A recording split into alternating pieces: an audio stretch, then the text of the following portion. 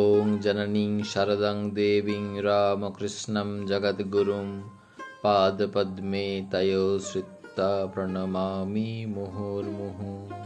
স্বামী শিবানন্দকে একদিন রামকৃষ্ণদেব বলেছিলেন, ওই যে মন্দিরে মা অর্থাৎ ভবতারিণী রয়েছেন, আর এই নহবতের মা অর্থাৎ সারদা দেবী অভেদ। সারদা দেবী একদিন শ্রীরামকৃষ্ণকে প্রশ্ন করেছিলেন, আমি তোমার কে? সহজ কণ্ঠে শ্রীরামকৃষ্ণ বলেছিলেন, তুমি আমার মা, আনন্দময়ী। অন্য একদিন শ্রীমা শ্রীরামকৃষ্ণকে জিজ্ঞাসা করেছিলেন, আমাকে তোমার কি বলে মনে হয়?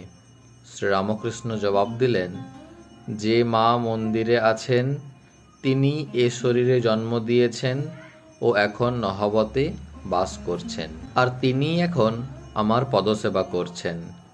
প্রসঙ্গটি উল্লেখ করে শ্রীমায়ের মন্ত্রশিষ্য ও রামকৃষ্ণ মঠ ও রামকৃষ্ণ মিশনের অষ্টম অধ্যক্ষ স্বামী বিশুদ্ধানন্দ পরবর্তীকালে মন্তব্য করেছিলেন, তাহলে শ্রী শ্রী মাকে ঠাকুর কোন দৃষ্টিতে দেখেছেন?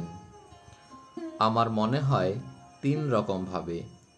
শিষ্যরূপে উপদেশ করেছেন, পতিব্রতারূপে পদসেবার অধিকার দিয়েছেন এবং সাক্ষাৎ জগদীশ্বরী রূপে পূজা করেছেন। শ্রী শ্রী মাও তাকে পতি, গুরু এবং ইষ্টরূপে সেবা পূজা করেছেন।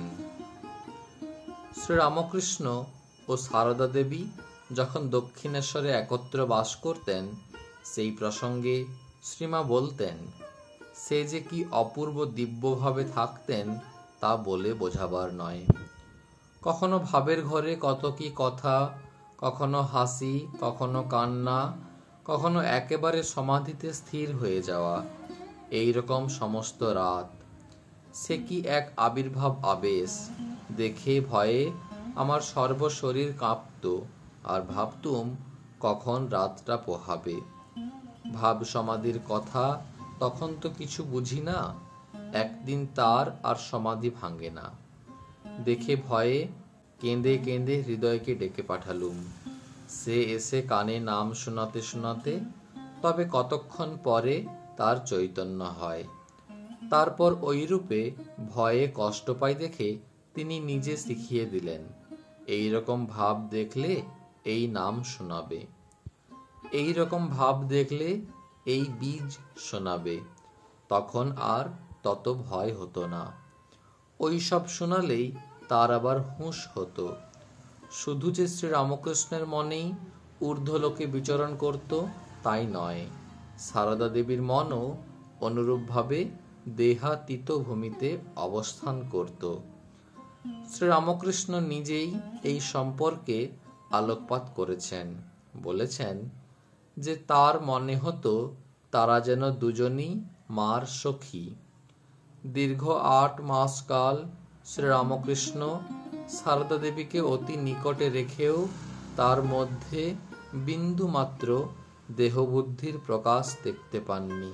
পরবর্তীকালে তিনি এই জাহ্নবী সদৃশা পবিত্রতা স্বরূপিণীর মহিমার পরিচয় দিতে গিয়ে দ্ব্যর্থহীন ভাষায় বলেন, ও শ্রীমা, যদি এত ভালো না হতো আত্মহারা হয়ে তখন আমাকে আক্রমণ করত, তাহলে সংযমের বাঁধ ভেঙে দেহবুদ্ধি আসত কিনা কে বলতে পারে। স্বামী বিবেকানন্দ যাকে বলেছেন ত্যাগীশ্বর, যার ইন্দ্রিয় জয়ের অলৌকিক ইতিহাস প্রবাদ কাহিনীতে পরিণত হয়েছে, সেই শ্রীরামকৃষ্ণের এই উক্তি কতখানি তাৎপর্যপূর্ণ তা ব্যাখ্যার অপেক্ষা রাখে না। প্রসঙ্গক্রমে শ্রীরামকৃষ্ণ তার অন্যতমা প্রধান এক স্ত্রী ভক্তকে সূক্ষ্ম দেহে যে কথা বলেছিলেন তা স্মরণ করা যেতে পারে। স্ত্রী ভক্তটি আর কেউ নয়, যোগীন্দ্র মোহিনী বিশ্বাস, শ্রীরামকৃষ্ণ ভক্তমণ্ডলীর কাছে যিনি যোগিন মা নামে সুপরিচিতা। তিনি শ্রী শ্রী মায়ের সঙ্গে অতি ঘনিষ্ঠভাবে মিশবার সুযোগ পেয়েছিলেন। শ্রী মায়ের ভাব সমাধি দেখবার দুর্লভ সৌভাগ্যও তার হয়েছিল। আবার অজস্র স্নেহ, মমতা ও আদর যত্ন পেয়েছিলেন শ্রীমায়ের কাছ থেকে, তবু তার মনে সংশয়ের বীজ শিকড় গেড়েছিল। তিনি ভাবতেন, ঠাকুর অমন ত্যাগী ছিলেন, আর মাকে দেখেছি ঘোর সংসারী।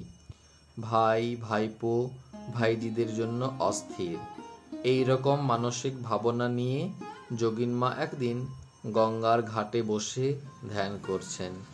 হঠাৎ শ্রীরামকৃষ্ণ তার সামনে আবির্ভূত হয়ে বললেন, দেখো গঙ্গায় কি ভাসছে।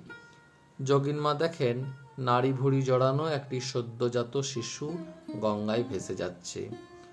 রামকৃষ্ণদেব তা দেখিয়ে বললেন, গঙ্গা কি কখনো অপবিত্র হয়, না তাকে কিছু স্পর্শ করে? ওকে অর্থাৎ শ্রীমাকে তেমনই জানবে, ওর উপর কোনো সন্দেহ এনো না। ওকে আর একে অর্থাৎ নিজেকে দেখিয়ে বললেন, অভেদ জানবে। এইভাবে শ্রীরামকৃষ্ণ বিশ্ববাসীর জন্য শ্রীমায়ের অলৌকিক মহিমার কথা ধীরে ধীরে জানিয়ে দিলেন।